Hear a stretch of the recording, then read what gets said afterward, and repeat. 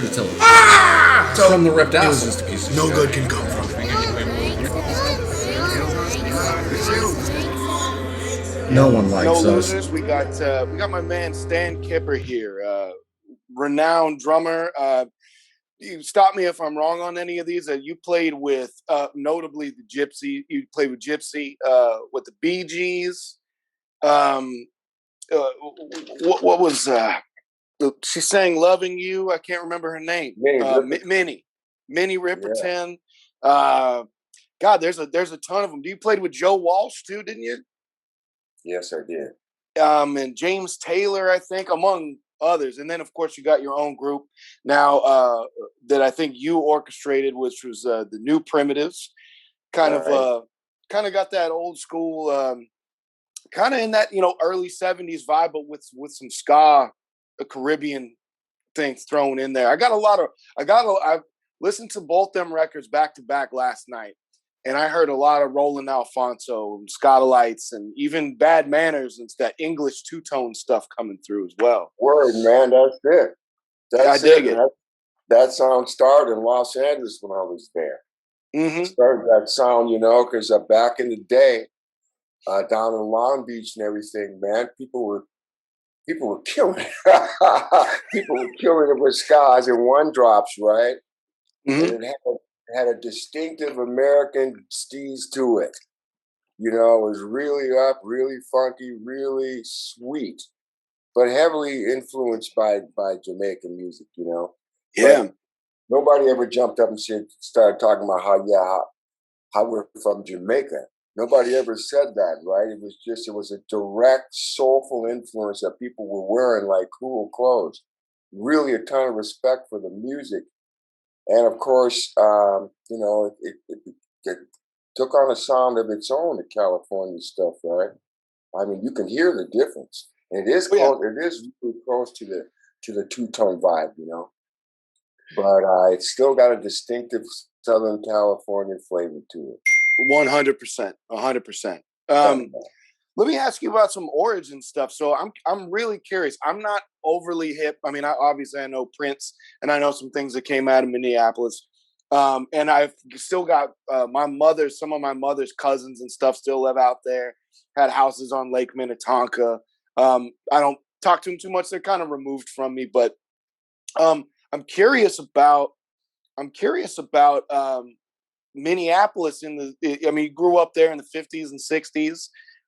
Played shows through the 70s, and I know you were touring by then and out in LA and things like that, but what was it like out there in Minneapolis in the 60s and in the 70s, even the 50s? Well, man, Minneapolis was Minneapolis, it's hard to explain, right? Minneapolis, there was black bands and there was white bands playing in Minneapolis. But there was a lot of interracial bands playing in Minneapolis. People got along musically and life-wise, right? Mm-hmm. There was a lot of common ground between everybody. I think one of the things was we were all listening when we grew up. Everybody was listening to the same. There was only a few stations up here. And everybody was listening to the same songs on the same stations, and it influenced the way everybody played. I think it influenced what people liked and didn't like. I think it made for a well-rounded, wholesome look at what was going on in America. Right? People were listening to Motown and all this stuff, but people were also listening to rock and roll. People were listening to Traffic. People were listening to James Taylor. People were listening to all different kinds of music, and it was being played. We were all playing it. So when we started writing songs and shit, man, we were all running around here playing Otis Redding and all this stuff. Everybody was doing it, right? And there was a huge amount of respect for each other. The hard rock bands and all this stuff. We all didn't really hang, but we always knew each other, right? Mm-hmm. The brotherhood and sisterhood kind of cut through all that shit. If you were playing it, if you were a musician and you were playing it for real, we were just locked up like that. And Right, so right. it was really cool, right? It wasn't until I got out of here that I started running into people that never worked with black people before, or Mm. black people that never worked with white people before. You know, because we didn't come out of that, right? So I mean, I really didn't come into those kind of differences until I got to like Los Angeles and all this stuff. Um, you know, it was just there was different segregations going on and all this shit. And I couldn't believe it, man. Yeah, You that's know? interesting. I'm surprised. When you said that you ran into this segregation outside Minneapolis, doesn't surprise me that it was so integrated. That's great to hear. But when you say that it was segregated like that, I expected you were going to tell me it was St. Louis or something like this. It was in L.A. Yeah, you know, and then yeah, Los Angeles was different. Hmm. And then Minneapolis was weird too, man, because there was a lot of places that black musicians couldn't play in Minneapolis. Sure. You know, I mean, they wouldn't let a lot of black musicians play downtown. And when the brothers would open up clubs, man, the police would come out swinging, right? You know, Yeah. so Minneapolis does have that history. Uh, Kind of redlining even in the music oh industry. man, redlining was huge in Minneapolis, and I came out of a red line situation myself. You know, I wrote a play called "From Behind the Sun." Oh, I meant to ask you about that. Before you tell me about that, I almost forgot. I saw the playbill. Is that they look just like you? Is that your mom and pops? Yeah, yeah, Okay. man, yeah, Wow. man. So this is your story. This is legit your It story. is. It is Wow. my story, and of course,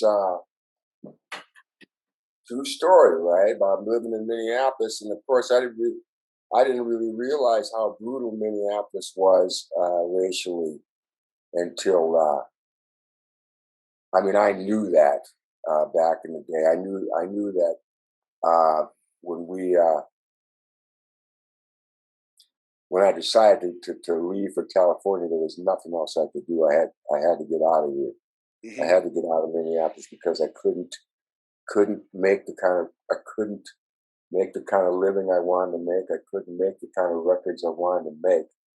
Uh, you know, people kept asking us when we were going to grow up as a different mentality, right? I remember when I got to California and I met Andrew Gold, and I told him about how weird playing music was in Minneapolis, and about how people kept saying, "When you guys gonna grow out of this thing? What the fuck you guys call yourself doing and all this shit?" And he was sitting there at the table looking at me with a shocked look on his face, because he came out of a musical family, right? His old man wrote Exodus, and his mother was singing West Side Story and all this shit. And he was like, "What?" He couldn't believe it. He was literally. I said, "Oh yeah, man, it was." It was brutal. And, interracial bands, I mean, we took a lot of shit in Minneapolis trying to play the music, and around Minneapolis playing the music that we were trying to play. Hmm. You know, people were like, "You motherfuckers said, what?"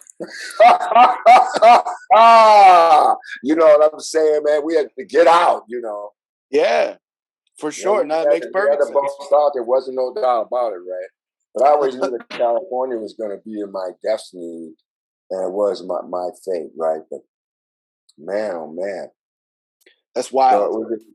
it was a serious lesson, right? So, another thing I'm curious about Minneapolis, Minnesota in general, I guess. So I watched I can't remember the name of it all of a sudden, but Cody McCarthy. Shout out to Cody McCarthy. He hooked this up Big too. And up, Cody. Yeah, Cody's one of man. the best people I ever met in my entire life. But he sent me the Gypsy documentary, and the early on stuff, they're talking about shows. Donnie, the bass player, and these guys, they're talking about these shows and getting in scraps. I'm like, this sounds like punk rock shows in East LA or Pomona that I've been to when I was a kid. Like, it sounded Well, like yeah, it was heavy, like shit was going down in that it motherfucker. was, man. We had to carry, you had to carry when we went out of town, man.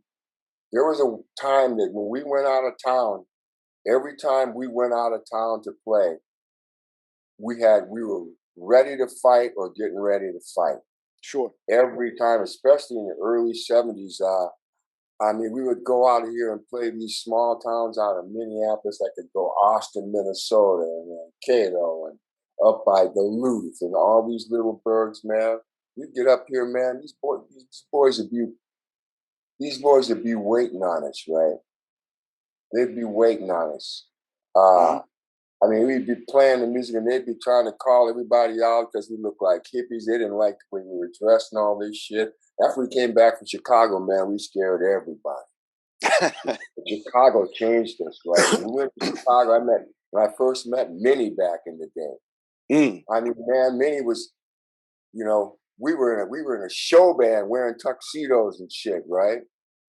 And we were on this show in Chicago, and we've been in our bus all day, and we were rolling up, and the show was in the middle of the afternoon. I'll never forget this, in the suburb of Chicago. And there was so much fucking traffic. We were man, we're going to be late for the fucking show. What's going on with all this traffic? So we get up to the gig, and we realize that these are all kids going to the show, right? Oh shit. So we pull up there, and we're like, Jesus, what is this? And we've been playing Beloit, Wisconsin, and playing these ballrooms and all this stuff around the Midwest, right?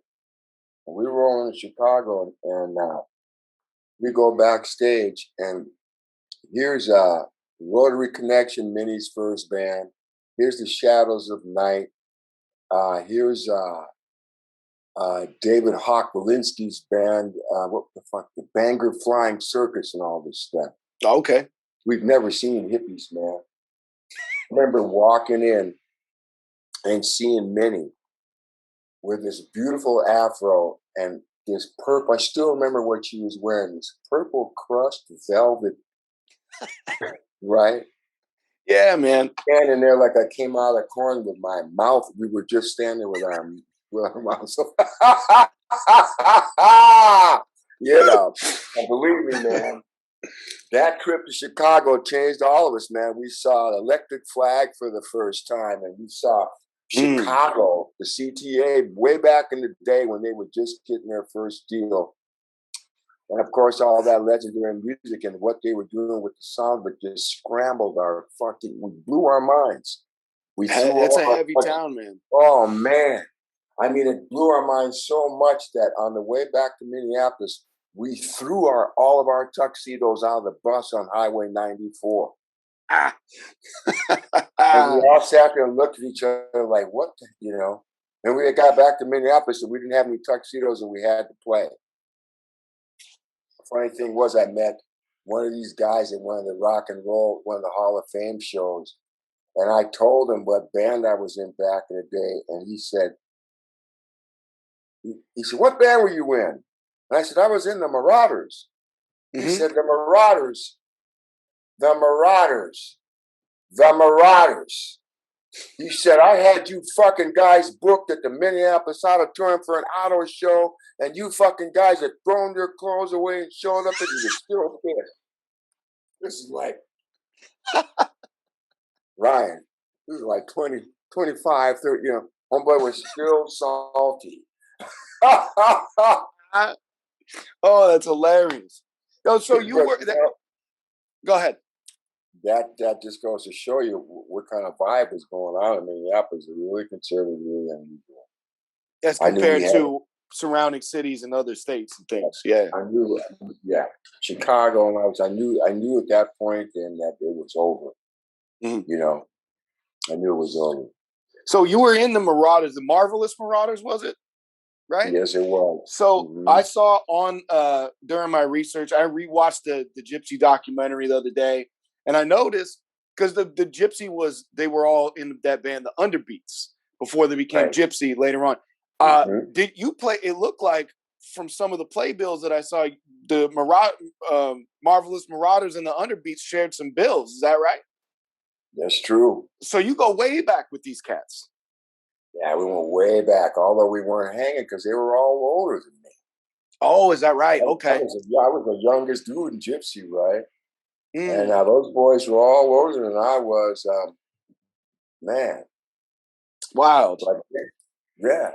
And the drummer for Gypsy, Bill Lorden, was a main influence on me. I mean, I mean, I'd never seen Bill was something else. I mean, he was a white boy playing in all black African based drum and bugle corps back in the really early '60s. Really? That's why I first saw him. I mean, he was marching down the street, man. I was like, here's Bill Lorden, man, in the middle of all these brothers fucking killing it, right? And we were all like, who the fuck is that? And it was Bill. And then, I finally realized that he was playing with one of the hippest black bands back here. And, I saw him play in front of the original Temptations. I saw him play in front of Curtis Mayfield. And he was like one of the only white boys in this huge ballroom full of black people, opening up for So, and him and Willie Weeks were here in Minneapolis, and they played in this band called the Mystics, and we all became super tight. And like I said, I've known Bill all my life. I'm still playing the drum set that he got for me. Oh, wow. Helped me get back in the day in the 60s, right? People ask me now, how can you play that drum set out here live? Because I said, I got to play that shit, right? But Bill, man, after, him and Willie came into Gypsy, they changed the sound of that band. That band became so much more popular when Bill and Willie got in it. After Jay Epstein left, right?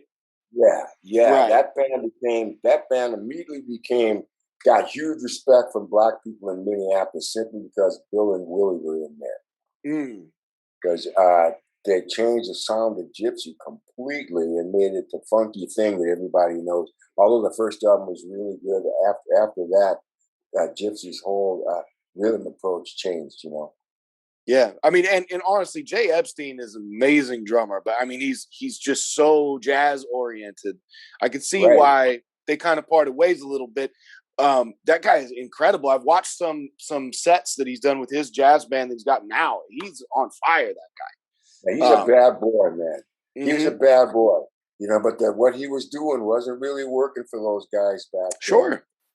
And of course, Rico, once Rico heard Bill and Willie, that was it. Because Rico was the main writer in Gypsy. Right. Yeah, I actually did that. I went through and started looking at song credits and just every goddamn song, Rico, just everything. He was a bad boy, man. Really something, right? I learned so much from him, and I learned a ton from Bill. If it wasn't for Bill, as Bill told me when I was a little kid, he said, "Man, you got to get out of Minneapolis, man." He said, "There's nowhere in the world, Speaking of Minneapolis, I was shocked when I finally got to LA and I ran into Andrew and Michael Botts and all these guys, and these dudes are paying mortgages and had been paying mortgages for fucking years. And I was like, yeah. I was like, what? And not only paying mortgages, they had these beautiful cribs, and I was like, it was shocking to me. It was like a huge slap, not a slap in the face, but it was a huge awakening, right? Sure. Find out that guys were living in cribs nicer than our parents' cribs that we grew up in, and these boys were making, doing it all with money, all with music money, right? So I was like, God, I'm definitely in the right place out here. It was that type of an awakening, right? That's amazing, man. I can see how that would happen. That's a wild thing to come to a realization when everyone's been telling you forever, like, you can't make a living doing this shit. You can scrape by maybe, but you can't prosper. People are getting pissed at us. They are giving us shit, our parents and everybody. People that we knew it was unusual. It was a strange state of mind, Sure. It wasn't very artistic. It was, I said, what the fuck? What are we supposed to be, insurance salesmen? I said, you motherfuckers be happy if we all got jobs at Target and shit. What is this? What are we supposed to be doing? Yeah, man. You guys are staying up all night playing this shit. It was like, Right. What Right. else were you supposed to do, right? That's what you know. Well, I'm damn glad you followed that and just didn't take that fucking bullshit laying down and kept it moving, Oh man. man, Because it was terrifying, man. I bet. Let me ask. So, did you start off? Do you play any other instruments, or are you just a drummer across the board? I'm primarily a drummer, but when I start writing songs, I work with the bass and the piano. Okay. You know, because when I hear songs, a lot of times, of course, I hear drums and bass first. Sure. A lot of times I hear bass, and then I hear these chord changes, right? And once I hear that bass and that groove, right, it's like, oh man. And then I'm trying to get out of the way so I can write that stuff, you know. But you'll never see me play that shit in public. Okay. Yeah, for sure. Give me For Ryan. sure. I'm not gonna show up on you with a bass. Say, "Yo, Ryan, check me out." You're not gonna do any James Jamerson fucking hook Yo, man, say, picking "Yo, up Ryan, none of 1, that? 2, 3, 4, my brother." But you'd be like, "Damn." So I got this is another one before I forget. Before we get out of Minneapolis, get into the newer stuff you're doing now. I'm dying to know about Tip McCarthy. Rest in peace, Tip McCarthy, Cody McCarthy's pops. Did you know him back in Minneapolis? And how far back do you go? And do you have any stories? I'm dying to hear some Tip stories. I knew Tip. I knew Tip back in the day, but I didn't know him as well as I knew him when we got to Los Angeles. Okay. Tip. He was something else, man. I mean, he was the baddest. You know, after we did the last Gypsy album in Los Angeles, right? We started coming apart at the seams and all this stuff. And Tip showed me love, man. That he rained love on me. He made sure that I was okay. I mean, because when Gypsy broke up, man, we were like, we were out of money, we were out of all this shit. We were almost living on the street. Mm. And we found, we finally got apartments and all this stuff, but it was still a real desperate time. And Tip never, ever, ever let it get that desperate. I mean, he would come over to my crib, man, and he knew I didn't have any money, man, but he would stop by my crib with killer herb and go, "Tip, here, man, I know you need this." And he would just sit there and nice me up, right? He said, "What are you working on? What are you working on, right?" And I was playing drums. I was started practicing drums like 8 hours a day in my tiny little apartment, right? Mm-hmm. Yeah, Stan, keep going, keep going, keep going. Burn on, man. Burn on, dude. And so he was a sweet friend. He introduced us to all the Chicago guys, all the guys he was working with. We started having these softball games on the weekend. Tip was a wonderful guy. Mm-hmm. And then it was weird because after I started playing with Minnie, he was so stoked for me, because he knew all those guys, Chicago guys and all this stuff. And he was amazing. And as luck would have it, Tip was working with Seals and Crofts. Right. And Minnie and Seals and Crofts started doing shows together, right? I remember the first day that we were going to do the first show, and we were out in the middle of fucking America, some fucking place, right? And I'll never forget this. I walk in to do sound check, and Tip, I didn't know his with Seals and Crofts. All of a sudden I hear, "Yo, Kip!" And I turn around, and here's my brother Tip standing there, right? And I was like, "Tip, oh, unbelievable." That's wild, man. Yeah, and then we went all over the fucking place. And he had baby Cody, right? And we were all in Hawaii together. And Cody was just a young, Cody was a young Cody was a young ass boy. And we've been tight like that ever since, man. Tip, when he came back to I mean, he did all the gigs with me in Los Angeles when he was around. When the Steamers would play, Tip was always there. He would help us with the gear. He would do whatever he can. He would come over with that righteous vibe and just, you know, by the time we got through talking to him, man, we were ready to go out on stage and kill somebody. Artistically speaking, right? He was spitting that fuel in there, right? So you motherfuckers, you know, he was letting us know how original we were and how we had to stand together and what we were doing was really valuable. When we went to New York to record, Tip was in New York with Billy Joel and all these guys.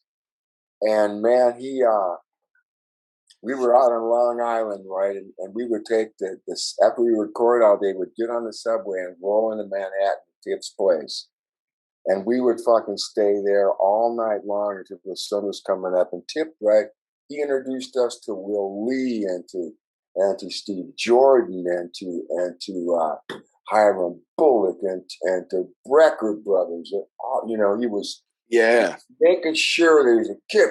He said, you and Jim got to come over here, man. I got these brothers over. You got to meet these brothers, right? And he was putting us in situations and introducing us to all these extremely creative high wire New York motherfuckers, and just like people in general, right? Tip was doing something like that. You know, he had a profound effect on me. He changed my life, and also just in the way I started talking to people and how I was relating to people and how I was showing my love to people, right? He really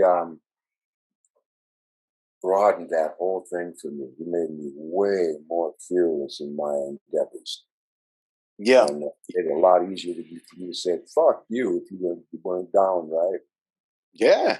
You know what I mean? Sure enough. I mean, and I can say the same thing about Cody. That, I mean, just talking to that guy on the phone and knowing him as long as, you know, he's one of them cats that absolutely got me to think about how I talk to people, how I treat people. And I'm a better person for knowing Cody McCarthy, straight up and down. Yeah, straight up and down. Yeah. So, and Cody, you know, I mean, he's so much like his old man. It's really, you know, his Tip was a straight up original. I don't recall meeting a more original, I love this life guy. I mean, sure. Tip was an artist in his own right. I mean, from a production side, from how the show is supposed to run, to what you're supposed to be doing. I mean, all the way up to the time you're supposed to hit the stage, right? He would always say to us, all right, boys, it's time to hit. We're walking. And he would look at us all and say, we're walking, right? And we'd all file in behind him and we would walk to the fucking stage. And as we were walking, he'd be looking over his shoulder at us, right? People would be going crazy and stuff. And Tip would always, you know, it was almost like later for that. What's happening right here, right? Y'all gotta go on out there and you know what to do, right? Get yourselves together, be happy, be joyous. Come on, motherfuckers. Unlock the gates. Right. You know? Just seamless masterminding the whole shit. Unlock the gates, motherfuckers. Now's your time, right? And he would say, let's walk. And by the time we get to the stage, man, we'd be bouncing around like wild horses and shit, right? That's the kind of guy he was, man. He made you, you know, he made you like, now, before you tear these motherfuckers up. Right. Right. Go to war. For real. Ryan, that's it. Yeah, that's it, man. So although we've been riding all fucking day and we haven't slept, motherfuckers, let's rumble. Right?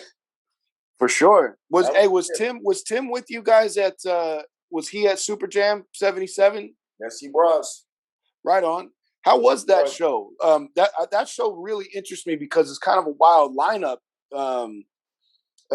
What, Judas Priest and REO Speedwagon and y'all and Nugent, all these Nugent. motherfuckers. Was Nugent a fucking dickhead back then too, or not? Oh, yes, he was. I fucking knew it. Ted would send his road manager out looking for his band guys because he didn't want them high or anything like that. And he would literally send the road manager out, and the band guys would be ducking from this motherfucker. They'd be angry with us, right? Oh man, there goes dude. You know, they'd be dipping in duck. You know, you'd come in one door, they'd slip through the other hotel room door and slide out, right?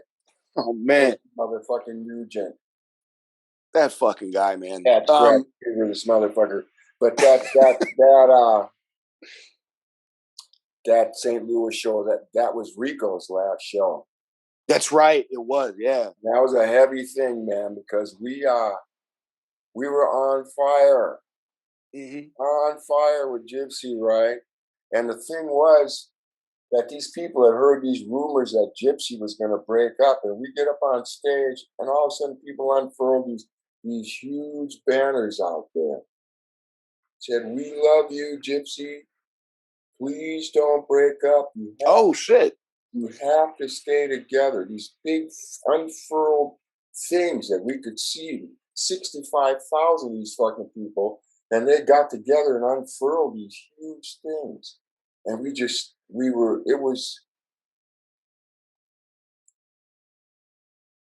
was deep. That's heavy, man. That's real heavy. I didn't know about that. I knew about the banners. I didn't know that they said don't break up. I didn't know there was rumors circulating. That's wild. Of course, after we played that Gypsy, after we played St. Louis, man, we were really back in it. You know, we were fucking on fire. So to lose Rico like that was really unbelievable. Yeah, I can imagine. But I mean, he was a big part of that group. I mean, obviously, just from a songwriting perspective. But it seemed to me the way everyone talks about the man, he was a great part of the soul of it, because he seemed to be kind of like Tim McCarthy, getting motherfuckers animated, getting people moving, and motivated. Yeah, he was shape shifting these motherfuckers. I mean, if it wasn't for Rico, that Gypsy never would have sounded like it sounded. Not ever. You know, Gypsy, Rico was the one that led Bill Lorden and Willie in there. He knew what the fuck that was going to do to his sound. Yeah. You know what I'm saying, man? He knew it. 100%. Yeah, he knew it, man. And man, oh man. Enough said, you know. Yeah, Rico, I say his name before I say Jim and Rico's name before every Gypsy show. You know. And of course, after Rico passed away, me and Jim did a lot of stuff together. We had a studio in Los Angeles. We wrote so many songs. I remember coming back off a tour with Randy Meisner, and Jim was sitting in the studio with his feet up. And I'd been running around America with 8 months with Meisner, right? So, dude, I was like insane when I came back there, right? I was just like, but I was ready to get back in the studio. Jim had his feet up. He had a big old smile on his face, kind of like the same way it looks in the video for Gypsy. Yeah. He said, "Man, look at this." He holds up his $8,000 check. I was like, "What the fuck is that?" He said, "Half of this is yours." I said, "What?" You know, because the first Universal, we just done our first Universal thing with one of our songs, right? So, man, we started writing all that stuff for Universal, and God. And then I got him in Meisner's band, and we started doing that. But we were playing in Los Angeles with the Steamers, me, Jim, and Brad Palmer, the bass player from America. And we just kept writing and playing, writing and playing, writing and playing, and writing and playing. And the Steamers are a real funky ska-based band. Like I said before, all that shit started with the Steamers, right? Right. I remember we saw,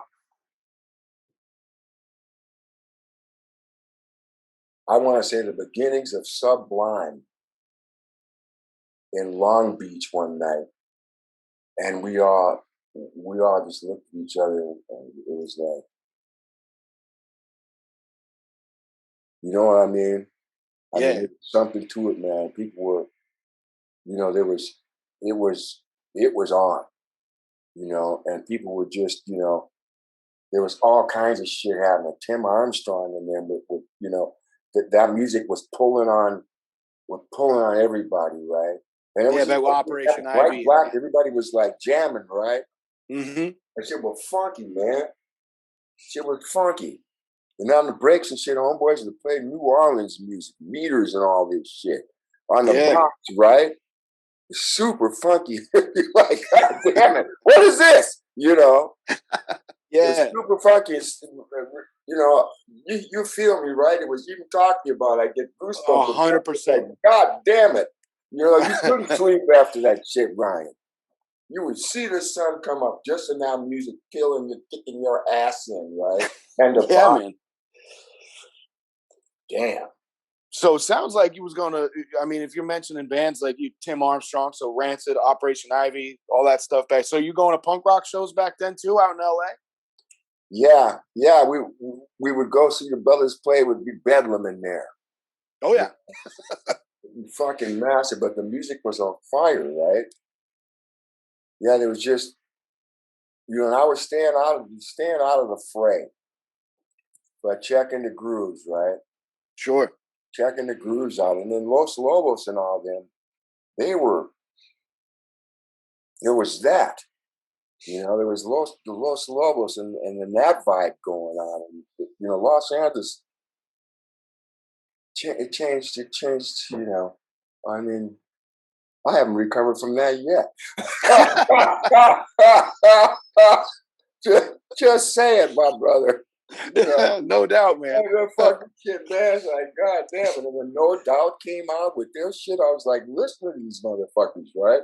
And even the Chili Peppers in them, they fucked, it was a super funky black sound that these guys were making. All those white boys playing it, man, it was still, there was a lot of common ground going on in that music, right? And everybody Absolutely. wearing their influences, and they were. It wasn't a racial based thing. It was a pure love of the music and the music that fit. I mean, people grew into that shit like Shakespeare, theater people or something, right? Right. And that was the shit. That was the vehicle that everybody used to like. No, man, I'm writing it like this. This is the shit, right? Yeah. So I wanted to ask you about sort of a departure here, but I'm dying to talk about this. So you mentioned theater. I'm dying to talk about this play that you wrote. And you wrote it. You wrote it with your friend. I forgot to write her name down. It's Diane. Laura Drake. Her name is Laura Drake. Laura Drake. That's right. I knew there was a D in there somewhere. My apologies. And I know you started writing this sometime in 2010, 2011, something like that. Yeah. It came to fruition in 2019. And I know you did a free show up in, I think, Seattle it was. Is it a touring thing? Is it going to, now that things are opening up, is it going to come back? Is this a one-time thing? Or are you going to maybe write some we're more? talking about it, right? And we're talking about what's gonna happen with it next. We've been talking to the History Theater back here in Minneapolis, and we've been talking to people in Seattle about doing it. And we'll have to see. I'd like to think it's gonna be done again this year. Of course, seeing as that was my first play, it's like I can't stop messing with it. I was just thinking about some of these scenes the other day and about maybe I should go back in here and work on it. But, in the meantime, that play, it was weird how it started. I mean, of course, I didn't know how, I had to learn how to do it right because it was so different than making records. Sure. And I started realizing it. So I got into the Playwright Center up here in Minneapolis, which is where August Wilson was. Mm-hmm. Laura and I went over to see, we went over to Penumbra Theater, and the head of Penumbra, Lou, read it, and he said, Stan, man, he said, I'm going to tell you what I told August Wilson. I sent August Wilson over to the Playwright Center because I said, man, he said, be good for you. You need to go over here and tighten up your shit. And he said, I'm going to send you over there. So he sent me over there, right? And I sat up in there for 3 or 4 years, just trying to get myself together so I could eliminate, all this stuff, trying to find my voice and all that. What they say to me, man, it's not real life, it's theater. Mm. Especially in terms of the writing part, right? And so it took me a while to figure that out. And after I got that, I was able to put the screws to from behind the sun. But it took a while to do it, but it turned out okay. It was so weird, right? That play when it came out here, people didn't know anything about redlining in Minneapolis and all this stuff. It shocked a lot of people. You mean like it was the suburbanites and things like this? Because People in Minneapolis, I mean, people were living in Minneapolis, they were shocked that Minneapolis was so brutal like that. And the thing about it, that house that we moved out of was, 38th Street to 45th Street. I mean, me and my son just took the drive the other day when he was bringing me back from the eye doctor. And I looked at him, I said, "Do you realize what a short distance this is for these people to be raising all this fucking cane?" But it's a timeless story, right? And that's the thing that made it so heavy. The play did go on to, it played to sold out audiences by the time we got to the end of the run. And the refs from the Kennedy Center came to see it, and it was up. It was nominated for the best regional play in 2019. Oh, it's tremendous. Yeah, it didn't get the thing, but it was up. It got the nomination. That was really sweet. That made me feel really good about it, right? Sure, it has to, especially if it's your story involving you and your parents, your upbringing, such a serious subject to boot, and it's your it's your debut. Plus the fact, my old man and one of his Jewish homeboys way back in the day. I mean, it's a power of friendship, right? And about what people are willing to do for each other. Because if it hadn't been for Abraham, we would have never got that house. Because Abraham and his wife posed as my mom and dad. And it so not even co-signed. They just they were running parents back and forth. My old man was signing them. Oh, it's heavy. And he had my old man's money. And they swindled the fuck out of these guys. Good. The realtor never saw my old man until the day the keys were being exchanged on the front steps. And then of course, but that's what that was about. That play tells a lot of stories about what people are willing to do, about how wacky people can get, and about how powerful friendship can be when people decide they're going to do something.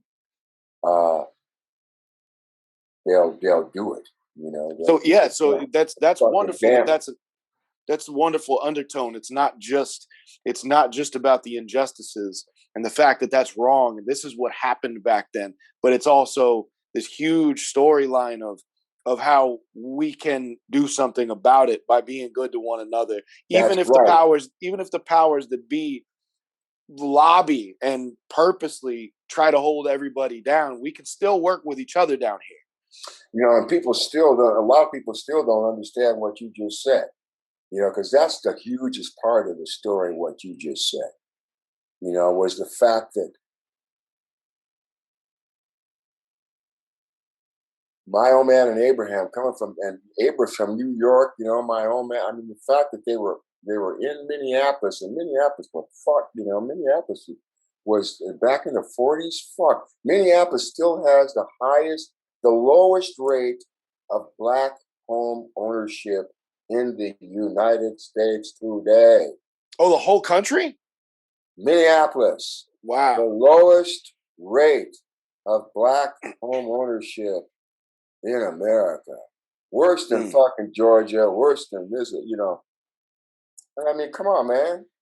And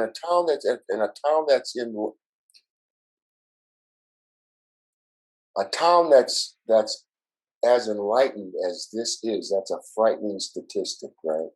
It is, especially after what you told me about the music scene of the 50s and 60s, when even all the way out here it was all fucked up racially. Over there, it seemed to be, I mean, for the most part, for the time, it was leagues ahead. And here we are, 60 years later, and it's still completely fucked in the housing market. Totally fucked up. I can remember here in Minneapolis, man. I would go over to homeboys' houses, white dudes, and we would sit down. We would play fucking music all day. Mm-hmm. We'd walk. It was like, man, bitch, and fucking snare drum, man, play something. Right, I'm serious, right? Yeah. The two fucking drum sets, and then we sit down, we be hammering that shit, right? And that's what I remember. Dudes just come by, man. I said, what the fuck, right? They'd have their shit. We'd sit out there, man, what are you all doing, right? We would go to each other's houses, and we're talking about dudes who played hard rock, and we were over here playing R&B, but we'd be in the same room, and we'd count to four, and we'd mix it up, right? I love it. You know what I'm saying? Motherfuckers, yeah. And so that is the biggest thing about that story, was the fact that these two guys from their backgrounds banded together to make it work like that, right? And people That's wonderful. ask so many questions about that. Well, why would he do something like that?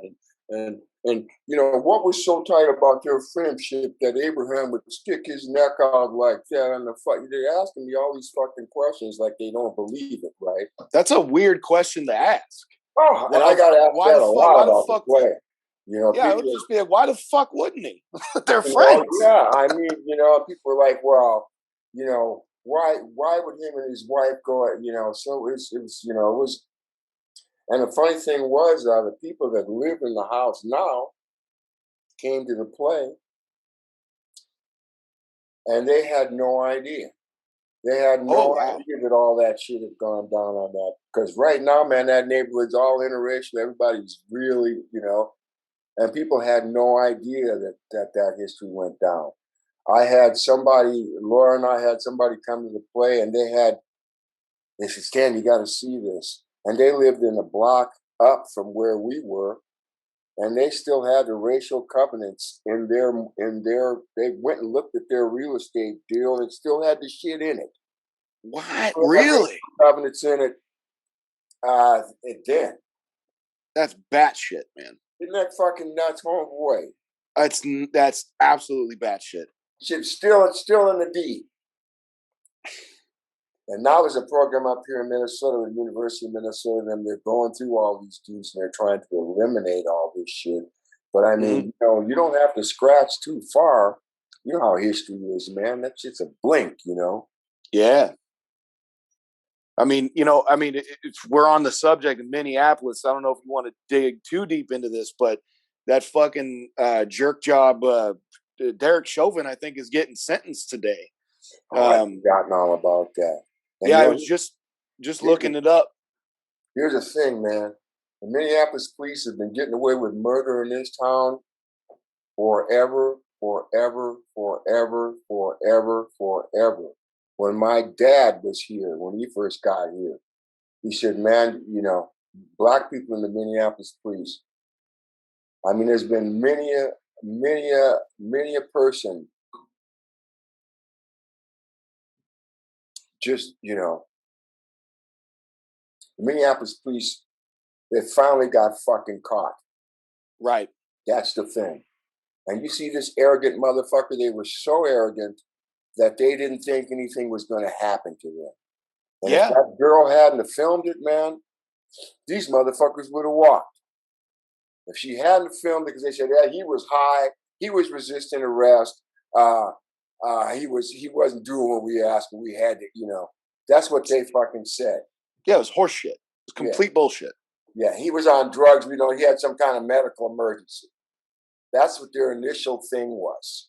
A flat out fucking lie. And the fact that they're all sitting there with this shit, and they've been doing it for years and years and years and years and years. I mean, man, these motherfuckers, don't even get me started. I mean, there can't be, I used to say, in North Minneapolis where all the black people live, I said, man, there ain't no way in the world that the police don't know where the cocaine is in that fucking town. Of course. There's no fucking way that the police don't know who's got it, where it's coming from, or any of that shit. These motherfuckers have been getting away with murder for years and years and years and years. And it's, I mean, that Chauvin shit is the tip of the iceberg. Of course it is. It's just good. It's one of those things. I mean, I can't compare myself to fucking George Floyd on any level, nor would I pretend to. But I've been fucking beat up by cops for no reason too, just being a poor fucking white trash kid, you know.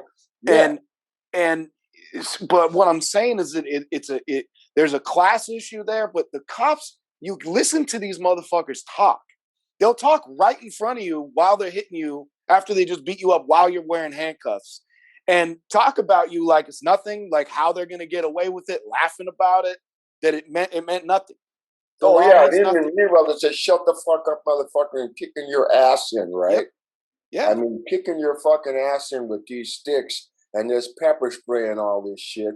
And then sitting up here calling, you know, I could pull over these motherfuckers up here calling me a nigger, right? Couldn't believe it. Yeah. You know, especially at night after these gigs and I'm up here, these motherfuckers, I really got to tip carefully, right? Because these guys are dangerous, man. They finally got fucking caught. And now they're talking about how many of them are resigning. Motherfuckers resigning because they can't kick asses anymore because they'll get popped, right? Yeah, the fucking party's over. The party's over, so they're going fucking taking their bat and ball and going home. That's fuck them. Good. That's it. You know, and then I'm with that too, man. These guys, yeah, see, and so there's that piece of Minneapolis. Yeah. You know, and so in the midst of all this stuff of people getting along, and there's a lot of people that really want to keep Black people and poor people and, you know, Native Americans, because there's a lot of Native American brothers up here in Minneapolis. Oh, yeah. And I mean, they've been kicking these motherfuckers' asses for years. I mean, for fucking years. And it's about time that these motherfuckers got their reckoning. It seems slow going, but it seems like it's on the way somehow. At least I hope. I'm trying to be positive. So I believe that. I believe that because I think after what people saw, I mean, you know, that Floyd thing was an international thing. You know, and these guys had no idea that the moves that they were making were going to do that. You know, I mean, they just, and all I can say is that these fucking policemen, to this day, you know, I have a rough time with the police. My son says, Dad, please, if the cops pull you over, please keep your mouth shut. He keeps telling me, right? And I keep telling him I'm going to do it. But man, you know, I can't, you know, Ryan, fucking police. I mean, Stan, my daughters are 12 and 7 years old. And I don't at that age, I don't want to get into all the bullshit of the police. No, I hear you, man. But I absolutely tell them, just don't fucking talk to them. Just don't. You don't need them. Call your crew, not the cops. You don't need them. That's right. Mean, and I can't go into things like how many people I personally know that were women that were sexually assaulted by cops for no fucking reason. People that have been beaten up by cops, been put in jail, that are currently in prison for some stupid shit because the cops felt like fucking with them. And I'll get into that with them later on when they're older. When I don't want to, you know, I don't want to poison them with that worry right now. But I do tell them, like, just stay the fuck away from them. They're the bad guys. They really are. Yeah, the first thing people told us when I got to Los Angeles, the very first thing they said, if the police pull up on you, don't look at them, don't acknowledge their presence. If they pull up next to you in a car, don't look their way, don't acknowledge their presence. Keep your fucking hands on the steering wheel. He said, just don't want to fuck with the LAPD. No, sir, you do not. You don't. And I mean, that was, and of course, you know, when we got pulled over, one time we were going to the studio and I had Chico in the car with me, right? Chico's Mexican. And we were listening to these parts, and he's a drummer too, right? And we were at a stoplight, and we were listening to this track with some shit coming up. We were getting ready to play, right? And I remember he said to me, man, show me that part right quick. And I was behind the wheel and I started drumming on the thing, right? And I was drumming, right? And I said, you got it? He said, and he started drumming too, right? He said, yeah. And we were sitting there drumming. And I looked over and the LAPD were there. And the motherfuckers lit blip with the fucking lights, right? And they came over to the car, man. You know, they got us both out. And they wanted to see our IDs and all this shit. And of course, we had Minnesota IDs. And they were like, what you guys call yourselves doing out here? You know, beating on the fucking car and all this shit. What the fuck, you know? And I said, look, man, we're musicians. We're just going to the studio. And I said, I was just trying to show him these parts and all this shit. And he made some crack about it. You took drumming on the fucking dashboard like some, what did he call it? Jungle bunnies, he called us. Jesus Christ. And he looked at us, and he looked at our IDs, and he said, what this motherfucker said? He said, you motherfuckers aren't in Minnesota now. He said, you motherfuckers aren't in Minnesota now. He said, you better, he gave us a warning, right? And we were drumming on the fucking car, you know? Motherfucker said, you know, give your fucking license back. He said, get in your fucking car. We got in the car and drove off, and these guys were like, you know, scared the hell out of me. Yeah. Fuck yeah. Drumming on the fucking car. Look at these motherfuckers like the jungle bunnies. You know? Yeah. And they're sitting there like this with their shit all ready to jack, right? So yeah, man, the police. Anyway. You know, about that's not were you there with did you come out to California with Gypsy? Not the first time. So you weren't at the big house on the hill when the La Bianca murders happened? I wasn't there, but I was there. I was there like a week later because I'd come out to California, and I went up to the house to see these guys, right? And that shit had just gone down. So if it was a week later, then you were there with the feds were combing that neighborhood for weeks. So you probably caught it from them too, huh? Oh, it was unbelievable. Those guys were, you know,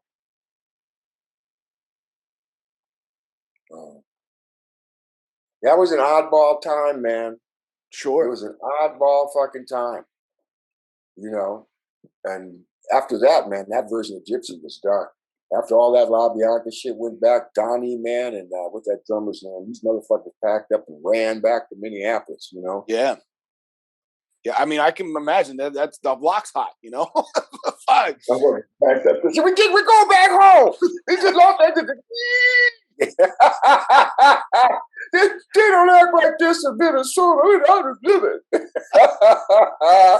You know, I was going to ask you another thing. This is a left turn here, but these are questions. My wife is a sound engineer.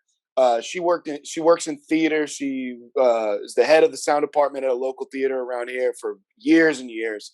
And she gave me some questions a year ago when I started doing interviews, and they're some of my favorites. I ask just about everybody these shits. Okay. So, first of all, do you have any pre-show or pre-recording rituals or superstitions that you get up to? Pre-show rituals or pre-recording. Some people is one or the other, you know. Yeah, I mean, sometimes, you know, it all depends on what I'm listening to before I go on stage, right? Sometimes I listen to a music that's going to kick me into the flow, right? But my rituals, you know, I don't know if I really have any rituals. I'm pretty quiet before shows because I seem to have other things seem to be talking to me. I don't eat a lot on show days on purpose, right? Okay. Sometimes, so that's one of the rituals. If I have a show, I try to get all that food shit out of the way by noon, 1 o'clock at the latest. You know, because I like to run lean when I'm getting ready for stage time. I'm looking for different things, right?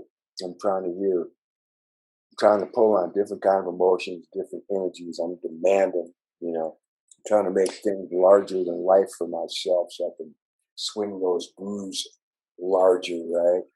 Hmm. You're not the first person I talked to that has actually said this. Even good, really great guy. One of my first interviews, a guy named Bones. He's the lead singer for a punk rock band called Lower Class Brats. He said that that's kind of his big thing. Is before a show, is he needs to be alone for a few minutes and kind of just in the quiet, alone, away from everybody. Whether it's in the car, in the parking lot, if there's no green room or whatever like that. Just a few minutes to get into stage mode. You know. That's it, man. Because you know, like I said, different things start happening, man. You know, you start hearing, start hearing from your ancestors, and you start hearing different energies start coming in. You know, people start different things start happening, right? You know, it never ceases to dawn on me that what I'm doing, I'm just the people in front of me. To use it, it's not a cliche, but the people that are in front of me are way bigger than. If I can, what I'm trying to channel is the thing that's going to snap blues out of people. Even for a couple minutes, right? If the energy comes through right and I'm doing it right, I know that I can make motherfuckers feel. Don't mean to say motherfuckers. I can make people feel better. I can change the way they're looking at somebody. I can make it better, right? Mm-hmm. I can, if they're, they might not even know. I kind of feel great right now for a couple minutes. You know what I'm saying? Yeah, for sure, So man. they're leaning on it like that, right? And I try to do everything I know to make that happen. I try to call up the best shit, the best blessings, the serious white positive light that I spent my whole life doing. I'm trying to use it all. And I'm trying to get out of the way, man. So when I get on stage, that's like I'm a radio transmitter. That stuff it just comes in, it goes out, right? Yeah. And just like that, So that's what I'm trying to get to, right? I love it. I try to take a nap on show days, so when I wake up, I got a fresh start. I got new energy because it's going to take all of it. I plan on using it all, So I want to, and if I haven't slept or whatever, even at that, by the time I get through, man, I want to know that I left it all on the deck. I gave Absolutely. it all up, and all the homeboys on stage with me, they can feel it, right? Everybody's, so it's a thing that changes people's lives in a cool way. Yeah, I love it. That's best approach I ever heard talking about music, because that is what it's for. That's what it's designed to do. That's what it does. Yeah, and we're fucking lucky enough to be able to channel that stuff, Ryan. So you know what, if you realize that, that's the only way you can go. Because what we're doing is so much bigger than we are. We're, like I said, we're lucky enough to tune into the channel, so it's not in between stations. It lands on there, and that shit gets strong up on the needle, right? Yes, sir. And you said, "Okay, man, I got it," and boom, man, and you So that's it for me. I love it. So another one. This is a brilliant one. My wife came up with years ago. Do you have any? I think you might have answered this question already, but do you have a piece of equipment you could never part with or throw away, even if it didn't work anymore? Yeah.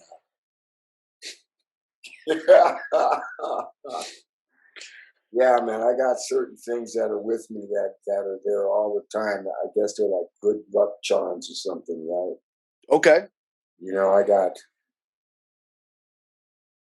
I got stuff that a lot of my close friends have given to me that I'll wear only on gigs. Bracelets, a bag with some killer stones in there. Eagle feathers. just certain scarves and stuff that have been on that drum set for years and years and years are in my gig bag there. And I look down, I see it right there. It's like it's part of my mojo, right? There's certain things, I mean, and I know you hear what I'm saying. Sure I do. That shit's especially gonna these stay in the drums and all rotation. this stuff, right? It's like whatever it's going to take to protect me and to make myself, whatever I got to do, to make it sacred, to keep it sacred for me. Like this Absolutely. scarf right here, for instance. Okay. This scarf a friend of mine gave to me years and years and years ago, and then we had a falling out. And I thought, I'm going to keep wearing this scarf until we get back together. And we got back together, and the scarf now is like, it's one of those things that helps me get outside of myself and communicate, right? Especially in a musical context. And you're fearless, trying to be fearless, right? Sure. And so you don't second guess yourself and say, why did I do that? Fuck that. So this scarf, specifically the scarf, this is like a soulful ribbon around the finger. That's it. Okay. That's it. I dig it, man. And I got things like that I just bring with me that helps me remain true to myself. Like I have the same rug that I've been using for a long time. Oh, for your drum set under the set? Yeah, man. Could I set this rug down, Ryan? I could be anywhere. But that rug and that kick drum sitting on that rug, and that's such a grounding thing. For shit can change all over the place, but that rug stays the same, and that drum set sitting on there stays the same. And that's a real grounding thing when you've been running around all fucking day, right? Yeah. Traveling. You know what I'm saying, man? Oh, yeah. Where are we? But that's it right there, that makes it, that grounds it for me. That's fantastic, man. I just got a couple. I do this with everybody I interview. We do this on the show. My partner and I do this on the show every time.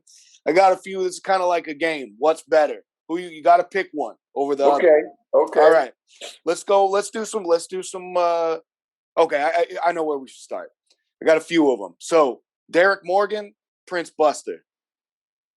Prince Buster. Really? All right. Interesting. I got to go Derek Morgan. Just because of Conquering Ruler.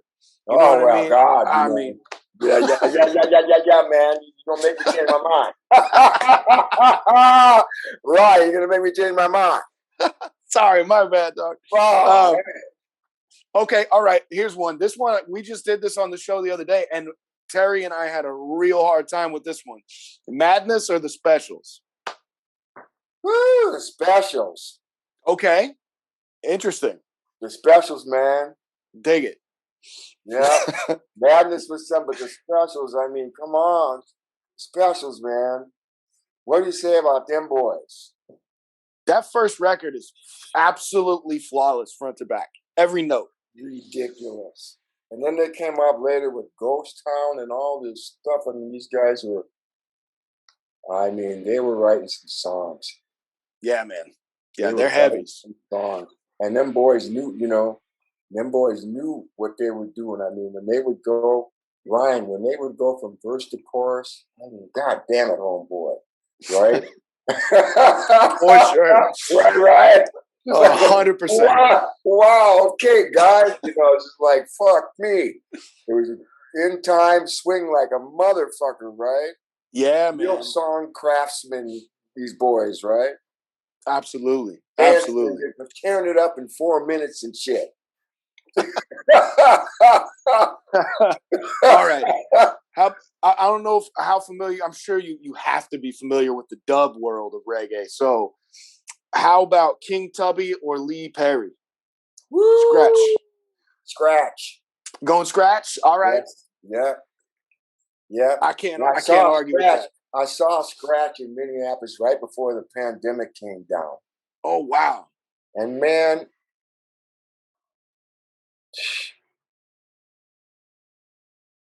I mean, homeboy, he was inspirational. Homeboy came out, man, with bright red hair. Oh yeah, Fucking killed it.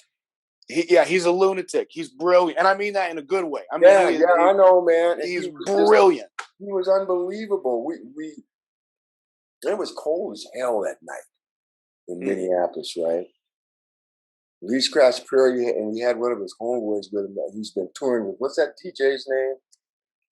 He's been on the last couple of tours with him, right? I don't know who he's working with lately. I'm a little out of the loop. I'll be honest. Yeah, but man, it was legendary. Yeah, it was a legendary show. This one just popped into my head because we're talking about that the way you described that reminded me of a show that I went to that melted my entire mind. So I got to throw this one out there: Jimmy Cliff or Desmond Decker.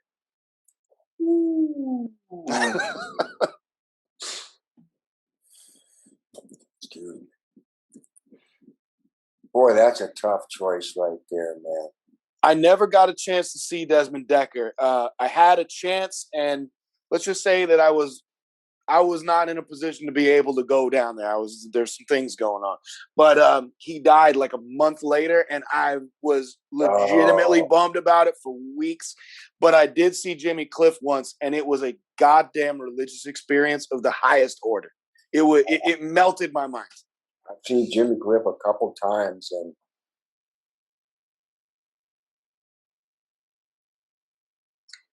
speaking of Jimmy Cliff now, I want to bring out one thing. So I can't. It's hard to make a choice between them two.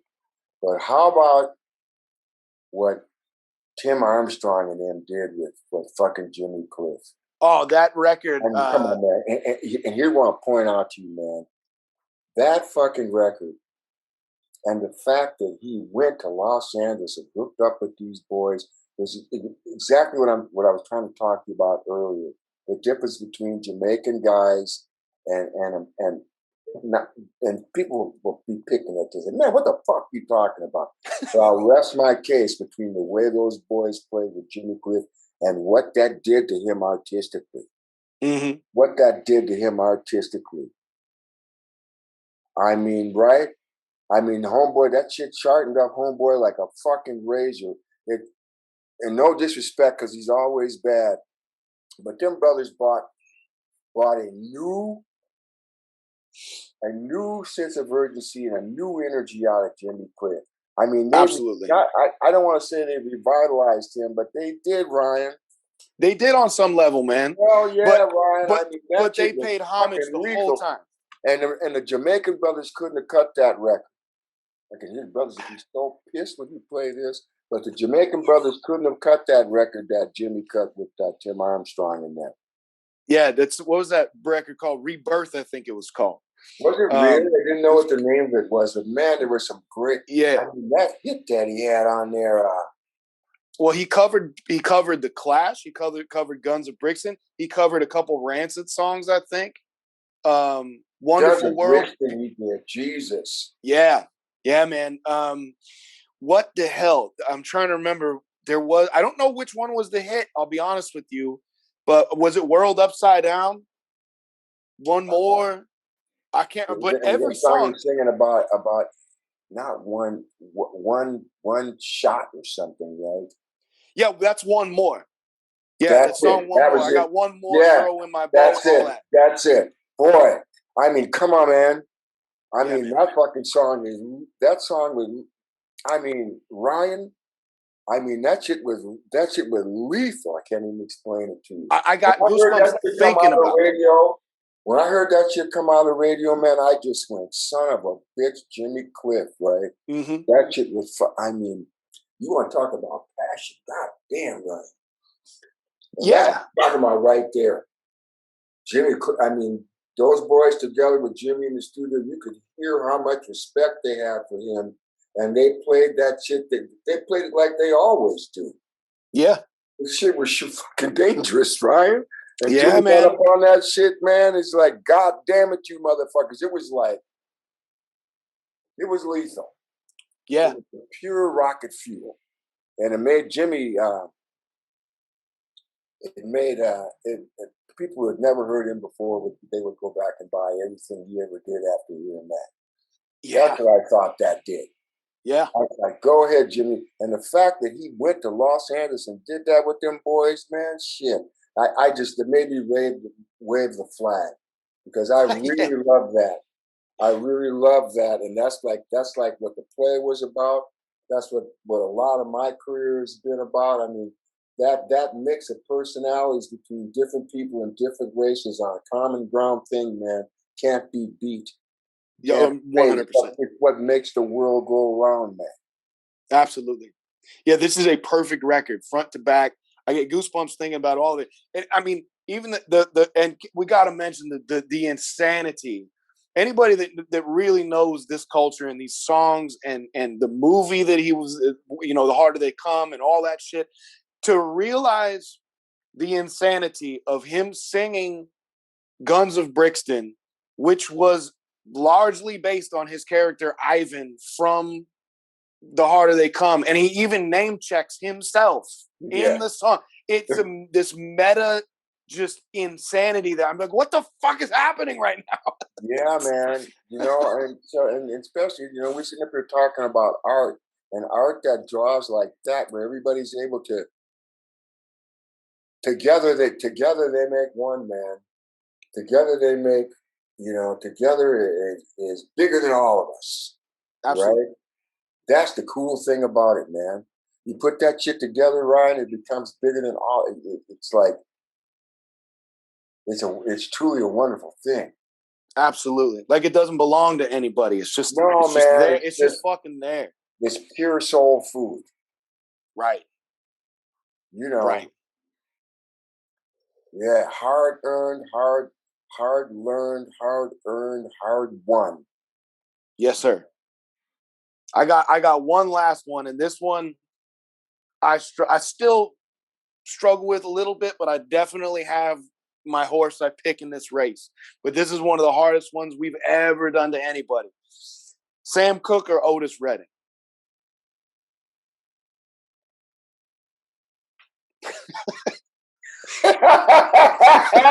Go ahead, Ryan. I gotta go Sam Cooke all day. Go ahead, Ryan. Jesus. That's brutal. I know. Go ahead, Ryan. I don't know what to say about that shit, man. He's a kingpin's own boy. Yeah, the illest of all time. Time. God almighty, man. I don't know what to say about that. Otis, when Otis died, that was the first time I cried about an artist dying. I remember that shook me up so much when I was a young boy. I couldn't believe it. So, I have to say Otis. Sam is something else. I just listened to a bunch of his stuff on the radio, not on the box here just recently, and that was reminding me just how bad he was, man. Oh man, and he was Sam's otherworldly, man. He's terrifying it, So that's a hard pick for me, man. I get it. So terrifying because once again, you got Steve Cropper, you got Duck Dunn, and all these motherfuckers. And they would come from a town where, man, they would, black and white people would get killed if they were seen together. And these brothers said, fuck you. And they made these records, right? Right. They made the terrifying, and they were out on the road together. And they were doing it was the shit, right? Mm-hmm. It was truly the shit. And once again, man, the combination of these guys, together made that music what it was. Sam was way more polished in the studio. Otis, these motherfuckers, right? But they were really, and they were on tour. They were live. Those boys played. So I really liked that part about Otis, and that they were a touring, working, living thing. Yeah. And they'd go home and write shit and hang out. But they were playing. You know, they were recreating that stuff as they were going along. And I always liked that. I always liked that. I suppose, and Sam was doing it too. But I guess Otis shit was that music stamped me harder, right, when I was a kid. You know, especially because that was when I first started playing and stuff. That was the kind of shit I was trying to play. You know. I feel like that's what it kind of comes down to with these. Is there's so, I mean, the madness and the specials and all these. It's which nostalgia hits you harder because you can't put one over the other. They're No, you too just important. can't. You And I can't. mean, but there is differences. Like you were talking about, Sam is very polished, very solid, and Otis is a lot like Aretha Franklin or James Brown, where I was you going to say that. you will never get the same performance out of that man twice, ever. No, It'll be no, amazing every fucking time, but it won't be the same on any no, level. no. You know, and that was it. He would,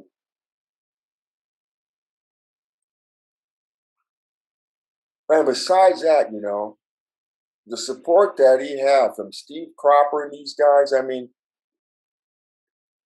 that's how he was able to write those songs. And, you know, they, you know, you know, They he had was the right crew. hell yeah. And they were Mm-hmm. fearless, man. They loved each other. Ain't no way to, you know, you hear Steve Cropper talk about Otis to this day. He's like, it's his head shaking for him, right? Yeah, he's still broken up about that, man. You know, and so yeah, I mean, boy, you have some great questions, man. I mean, I just making stammers sitting up in here. I probably said motherfucker too many times, but whatever. Nah, that's my favorite curse word. Stop it. I'm just about out.